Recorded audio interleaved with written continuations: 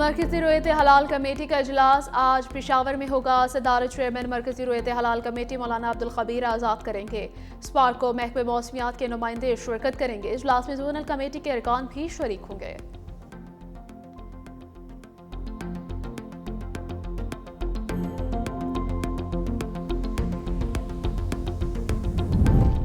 बानी पीटीआई के 6 केसेस पर समात आज होगी। बुशरा बीबी और शाह महमूद कुरैशी के भी एक केस पर समात होगी।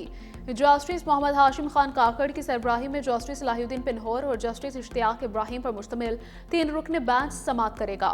तोशाखाना फौजदारी केस में इस्लामाबाद हाईकोर्ट का फैसला मौतली की बजाय सजा मौतली करने के फैसले के खिलाफ अपील पर समात होगी। हद की इज्जत केस में शहबाज शरीफ के खिलाफ बानी की अपीलों पर भी समात होगी।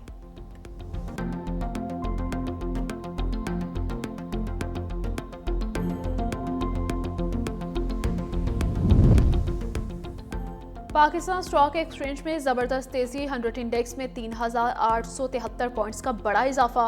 100 इंडेक्स में 1,74,000 की नफसियाती हद बहाल। 100 इंडेक्स 1,77,023 पॉइंट्स की सतह पर ट्रेड।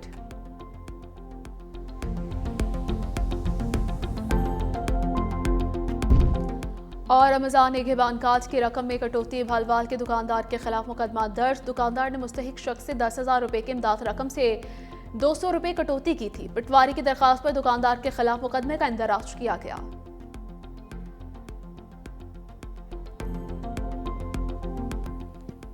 वज़ीर-ए-आज़म शहबाज शरीफ का कतर के अमीर शेख तमीम बिन हमद अल-थानी से टेलीफोनिक रब्ता। दोनों रहनुमाओं के एक दूसरे को माह रमज़ानुल मुबारक की मुबारकबाद। वज़ीर-ए-आज़म शहबाज शरीफ ने अमन के फ़रोग़ के लिए अमीर कतर की कोशिशों को सराहा। कतर और पाकिस्तान के दरमियान ताल्लुकात को मज़ीद फ़रोग़ देने का आज़म। इलाकाई और आलमी पेशरफ्त पर भी तबादला ख्याल।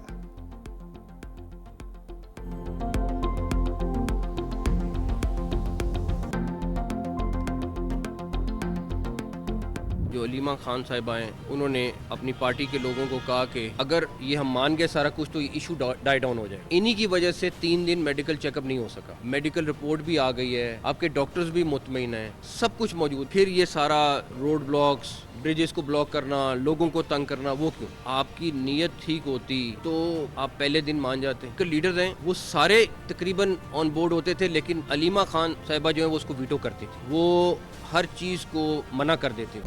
वज़ीर दाखिला मोहसिन नकवी ने बानी तहरीक इंसाफ के इलाज में ताख़ीर का जिम्मेदार अलीमा खान को ठहरा दिया। न्यूज़ कॉन्फ्रेंस करते हुए कहा, इलाज पर पीटीआई की क़यादत ऑन बोर्ड होती थी। अलीमा खान मामले को वीटो कर देती थी। अगर ये बात मान ली तो मामला ख़त्म हो जाएगा।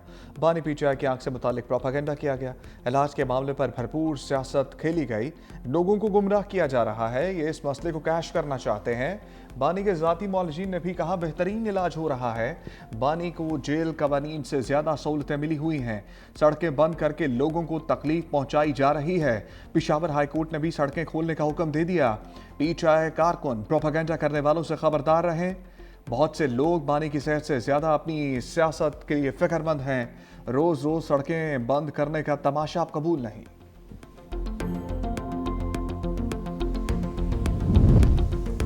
बानी पीटीआई को जेल में क्या सहूलियात मैसर हैं, रिपोर्ट सामने आ गई।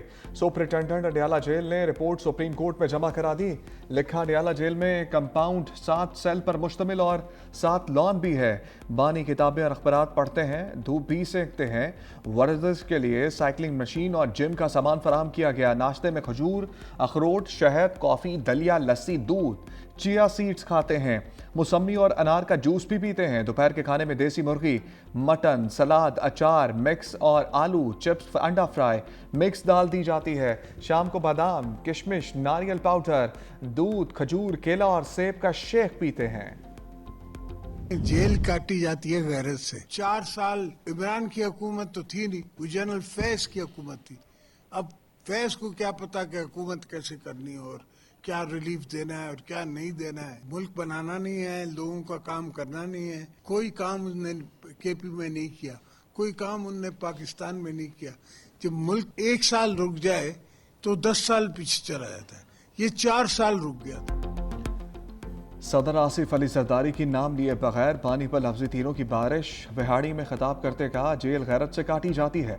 बानी को जेल काटते अभी 1.5 साल हुआ है। सियासत में ऐसा होता है, बर्दाश्त नहीं कर सकते तो मदर टेरेसा या क्रिकेट के गॉड बन जाते।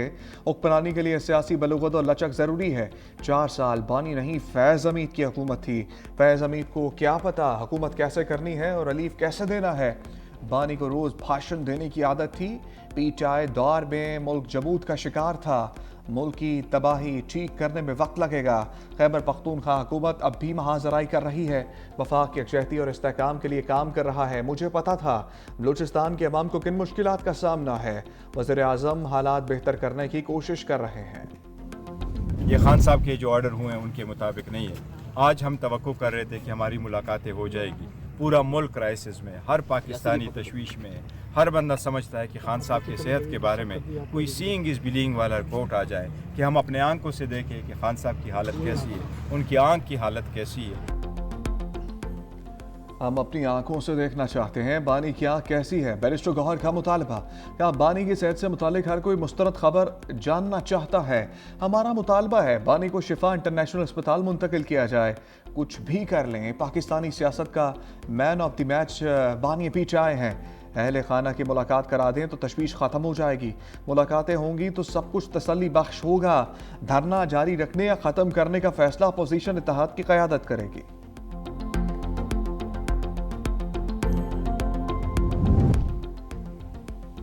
वज़ीर-ए-आज़म के मुशीर राना सनाउल्लाह का पीटीआई से बैकडोर मुज़ाकरात का इंकशाफ। 365 न्यूज़ के प्रोग्राम हेड ऑन में गुफ्तगू। कहा कुछ बात मीडिया के सामने कुछ बैकडोर होती है। बानी पीटीआई मुज़ाकरात की बजाय स्ट्रीट मूवमेंट पर यकीन रखते हैं।